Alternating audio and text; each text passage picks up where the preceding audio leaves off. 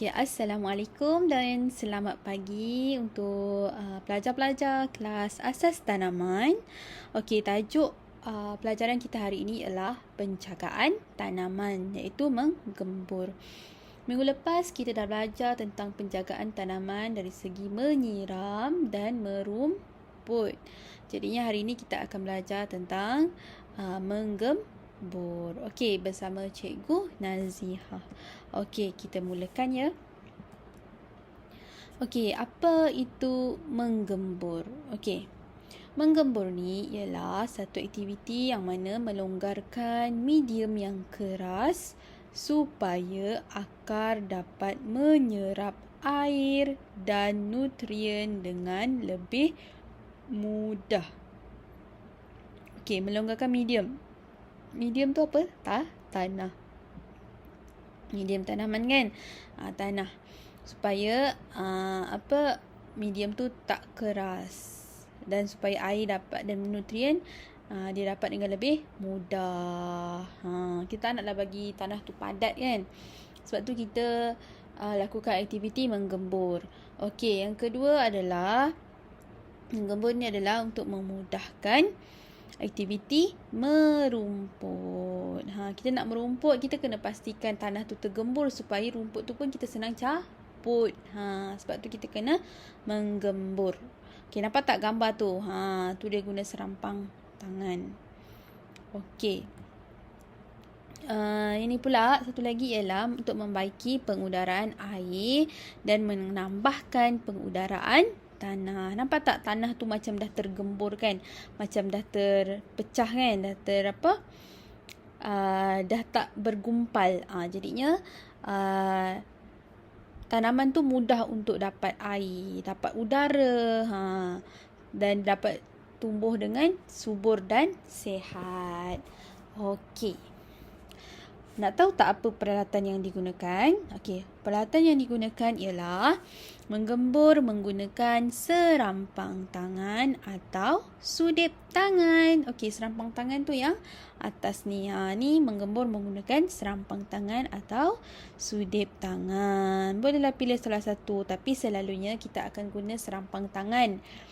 Untuk, dengar untuk kita punya tanaman yang kecil lah macam dalam palsu, kita gunakan serampang tangan. Okey. Kalau untuk batas tanaman, kita boleh gunakan cangkul. Cangkul untuk kita menggembur. Contoh kita nak menggembur batas tanaman kan, gunakan cangkul atau tajak. Okey, seterusnya, apa fungsi menggembur ni sebenarnya? Okey, ramai yang tak tahu fungsi menggembur.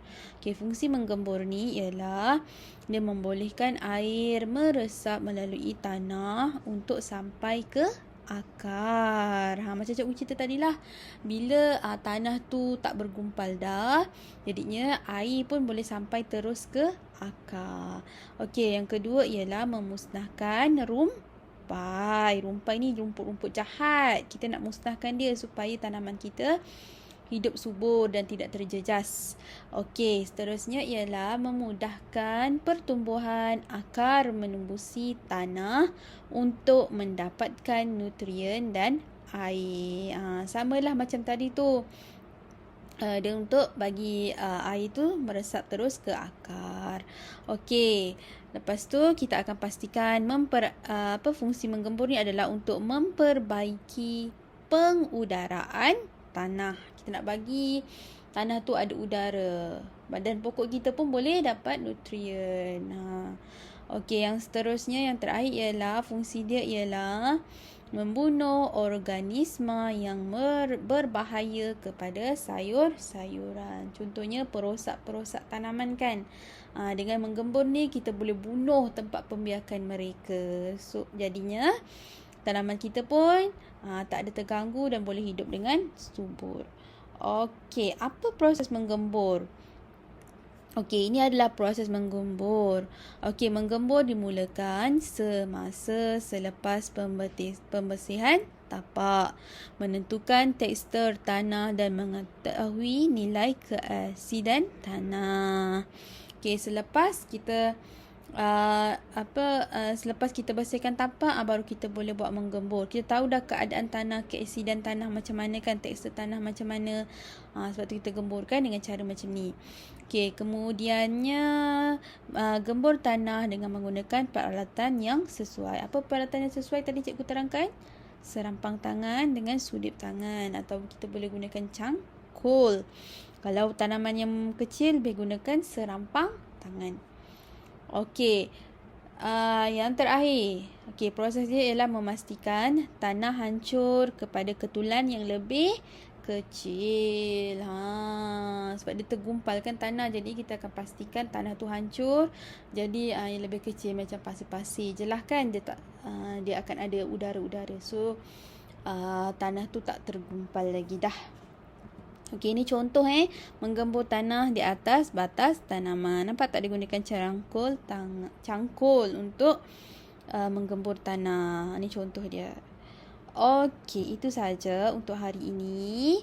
Okey, terima kasih semua dan selamat belajar. Okey, Assalamualaikum. Selamat pagi dan selamat belajar.